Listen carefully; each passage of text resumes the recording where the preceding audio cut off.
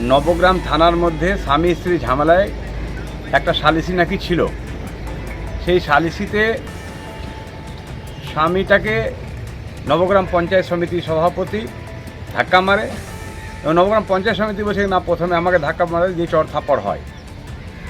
তার পরিপ্রেক্ষিতে স্বামীটা থানায় অভিযোগ করার পর নবগ্রাম থানার ওসি সৌরভ সেন, তিনি ইন্সপেক্টর, নতুন এসছেন দুদিন আগে, তিনি পঞ্চায়েত সমিতির সভাপতিকে কলার ধরে ছেঁচড়িয়ে ভিতরে নাকি ভরে দিয়েছেন এবং মারধর নাকি করেছেন। এই ঘটনা নিয়ে আমরা যারা জনপ্রতিনিধি, আমরাও ছিলাম, জেলা পরিষদের মেম্বার ছিলাম, জনপ্রতিনিধির আচরণ একটু সংযত হওয়া ভালো। এবং থানার মধ্যে কিসের সালিসি করাটা তো অন্যায়। পুলিশ হচ্ছে জনগণের কর্মচারী, সরকারি কর্মচারী, তৃণমূলের নেতাদের কর্মচারী না। তৃণমূলের নেতারা ভাবে আমাদের কর্মচারী।